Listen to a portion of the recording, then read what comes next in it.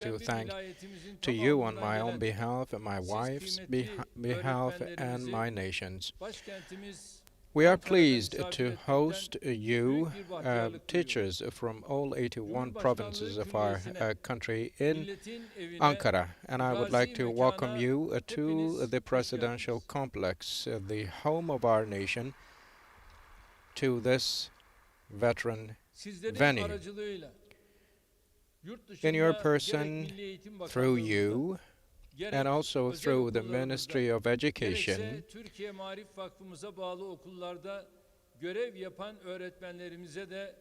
I would like to send my greetings to the teachers working all across the world with the help of Amaref Foundation and many schools across the world. And I hope that the Teachers' Day and the new education year will be auspicious for our students, for our teachers, and everyone. And I would like to extend my gratitude to all our teachers on my own behalf and also my wife's and my nation's, starting with those who we lost during natural disasters and in the face of accidents. I commemorate all those teachers who passed away, and I remember them with gratitude. There have been many teachers, including our daughter Şener Arbike, our son Necdettin Yılmaz, and many gallant, many heroic teachers who were separated from all of us due to the separatist terrorist organizations. And I also would like to thank to all our teachers who are serving in this country currently for their great work, service, and sacrifice. I would like to thank to each and every teacher of my own, and I would like to extend my best regards and greetings to those who are still with us. And I pray for the mercy of God on the souls of all my teachers who passed away. Distinguished guests, with no doubt, every profession is important, valuable, and respectful in our lives. However, very few professions would leave deep traces in our lives, as teaching does, leading us, guiding us, being with us during rough times. We all have definitely a teacher, no matter what and what position we are. Our teachers have had a lot to do for us, and we remember them with love and respect, for they have trained us, brought us up with patience, and guided us. Despite decades do pass, we remember our teachers with gratitude all the time. We come from a civilization which says, "Who he teaches me a single letter deserve serving for 40 years," and we're aware of this motto and principle. Just like teaching is not a profession that is done for wages only, what our teachers do also cannot be sufficiently paid. They spend their lives teaching and learning and bringing up generations that are devoted to their nation and homelands. We can never pay the debt we have for our teachers.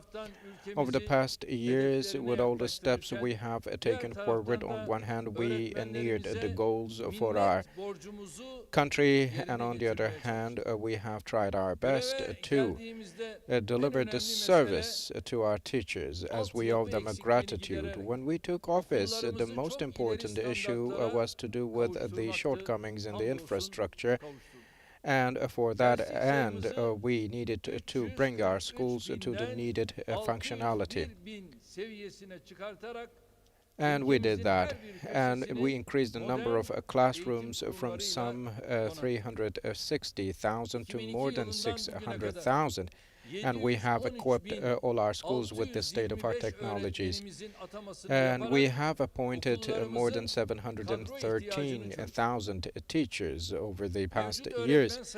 And we solved the problems of tenure for our teachers. And 73% of the teachers on call right now have been appointed in our office. When we took office in 2002, the number of students per classroom was 36, while in our day it's 26. And in secondary elementary schools, this goes the same.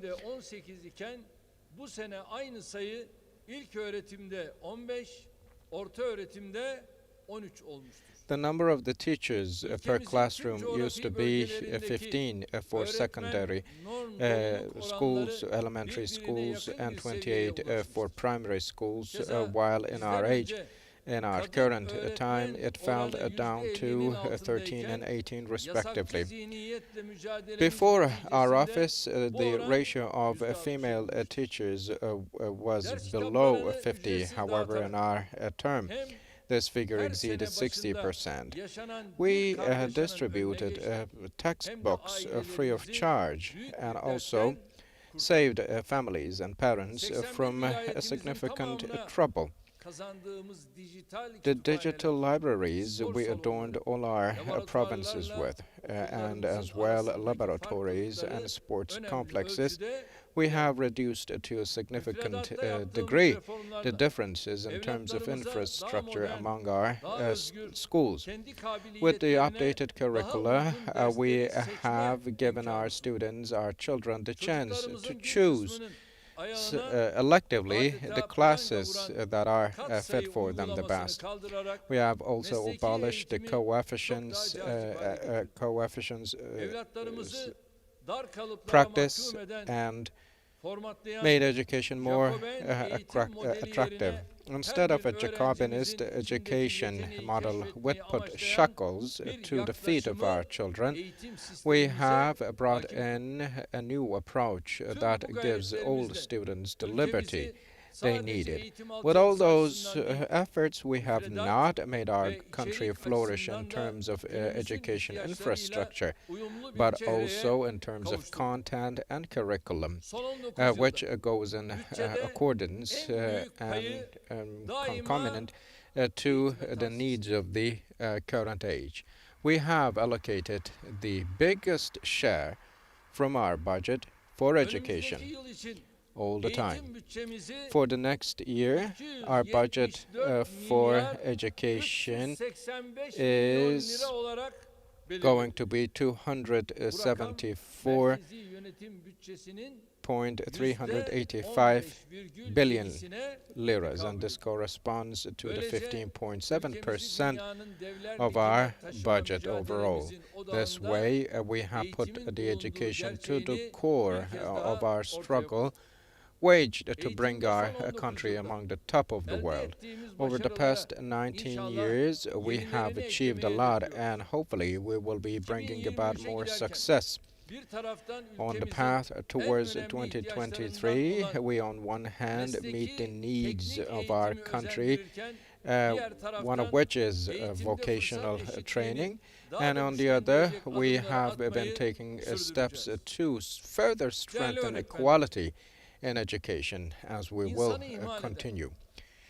Distinguished teachers, neglecting humans or neglecting human factor, no policy can achieve its goals. In particular, when it comes to a matter that concerns our children and our future, it is very natural that the humans are in the very center, and for that purpose, We are doing our share to make sure that our teachers are those who have the highest level of welfare and the highest quality means and opportunities, and we closely follow all the sacrifices you have been doing for our students very closely. You take the troubles of your students' troubles as your own, and we haven't taken all necessary actions to address your needs.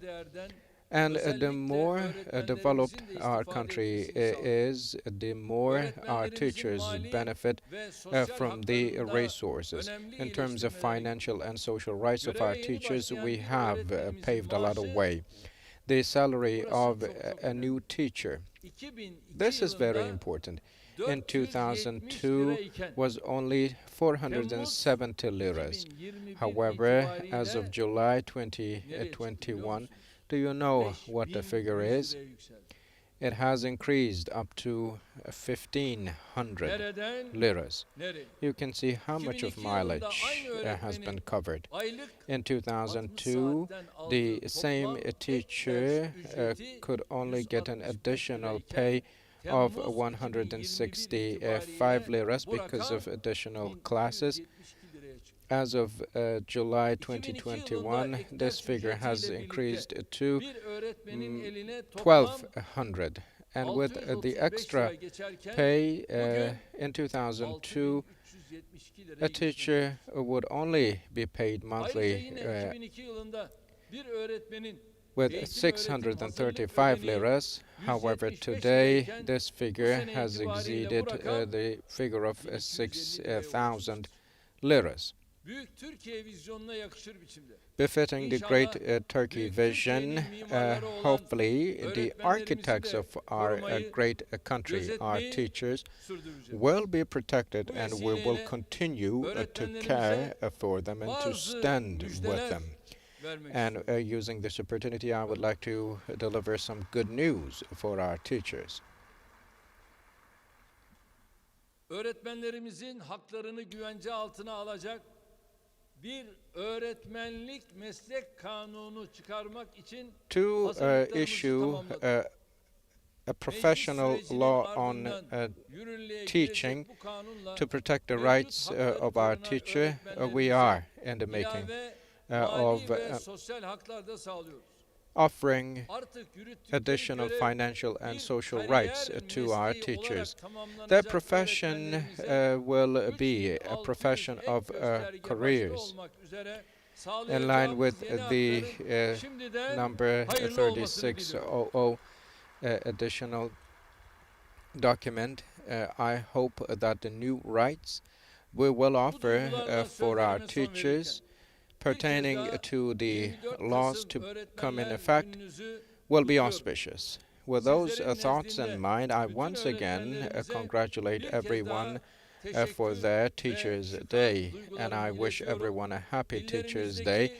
I extend my special thanks to each and every teacher across this country in your person, and I would kindly ask you to send my greetings, take my greetings with you to all your colleagues across our country when you go back home.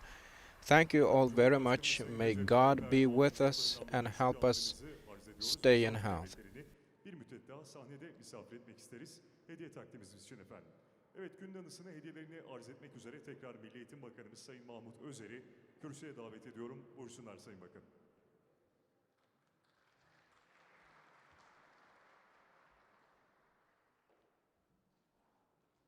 Evet, Sayın Cumhurbaşkanımız, efendim bu hediye İstanbul İmam Hatip Lisesi'nde